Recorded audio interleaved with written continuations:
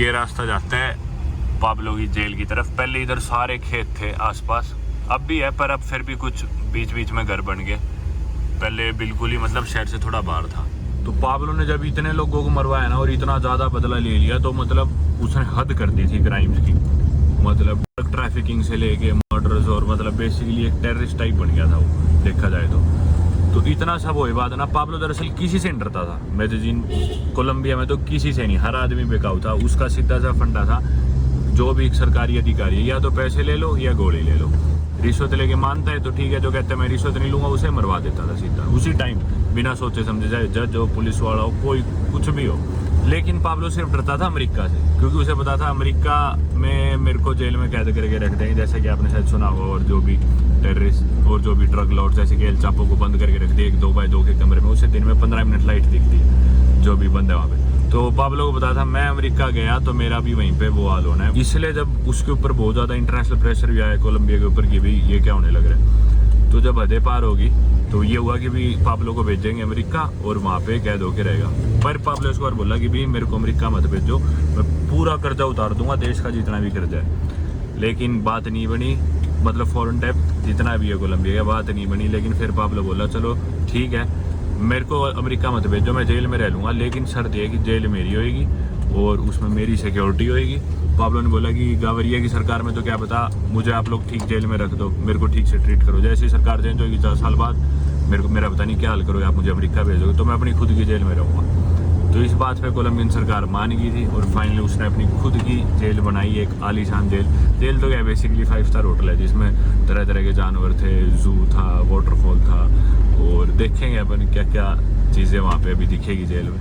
मतलब बिल्कुल कैसीनो पेशीनो लड़कियाँ और सब चीज़ आलीशान एकदम। अब दोस्तों के साथ रहता था और वहाँ अपनी ड्रीम लाइफ जीता था बेसिकली जेल के अंदर। तो हालांकि आपको पूरा जंगल दिख रहा है, लेकिन इस पूरे जंगल में जगह जगह पाब्लो एस्कोबार के लोग खड़े रहते थे। जो कोई भी आदमी इधर इस सड़क से गुजरता था, आता था, उसी टाइम फ़ोन करके बता देते थे उसकी सो कॉल्ड जेल के अंदर कि भी कोई आने लग रहा है या फिर इतने लोग हैं, ये गाड़ी है। एक एक जगह आगे इंफॉर्मेशन पहुंच जाती थी। ये था भाई second check point Colombian police का जेल में जाने से पहले। So Pablo security was in the jail and outside. Okay.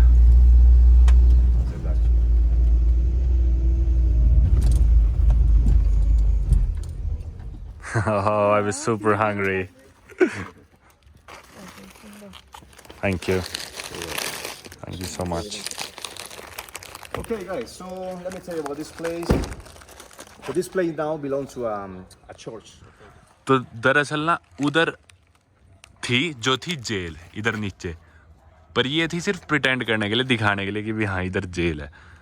असली में पाब्लो एस्कोबार रहता था इधर। जेल तो नीचे भी नहीं थी, बस ऐसे ही घर थे बेसिकली। और जो सिक्योरिटी थी उसकी वो रहती थी, this was the Pablo security है, राइट? पाब्लो सिक्योरिटी और police. Okay.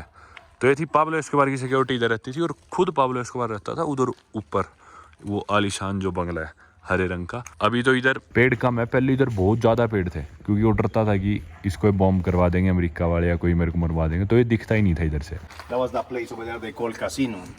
Oh. They used to have, billiards pools and all that stuff. Yeah. Okay. Antes means before and Before, después is after. Yeah, after. Okay. Now the church made, all these changes. and Oh, the so it's a church now. Now it looks different, but before it looks like that over there. Oh yeah. The cells was over there, and the house, the greenhouse was, be hidden, in the trees. Yeah. But you can see the house because I was Ah. on the trees. How could it be a jail? Who is this woman? His wife. His wife. Okay. ये Pablo Escobar खाना बनाता था, Pablo Escobar का right hand. ये लड़की पता नहीं कौन थी। मेरे पीछे जो आप देख रहे हो ये था कैसीनो पाब्लो एस्कोबार का। 1988 में इस प्रिजन की कंस्ट्रक्शन स्टार्ट हुई थी। 1990 में वो यहाँ मूव कर गया था, ये पूरी तरह बन गई थी। और 1991 में वो इधर से एस्केप भी कर गया था, मतलब सिर्फ 1 साल रहा था बेसिकली वो यहाँ। ये माउंटेन के ऊपर इसलिए उसने चूज़ करी प्रिजन, ताकि इधर से पूरे शहर का कंट्रोल कर सके। देखो आप इधर एक हेलीपैड है और इधर से पूरा मेदेजिन शहर दिखता है, कहाँ पे क्या होने लग रहा है, इवन एयरपोर्ट तक दिखता है। वाह, the city is actually very pretty. तो पाब्लो एस्कोबार ने जिन 9 लोगों को अपने साथ लिया था वो इधर से एस्केप करे थे, क्योंकि उसने खुद जेल बनाई थी, उसे पता था कहाँ से निकलना है, प्लान ए बी सारे थे उसके पास। उधर हेलीकॉप्टर्स लैंड हुए थे स्पेशल फोर्सेस के, और बाकी लोग आए थे।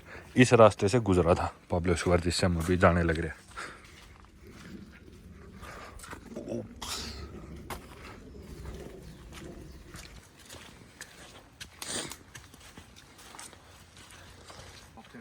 Yeah. When somebody's gonna bomb it, my place. It's paranoid.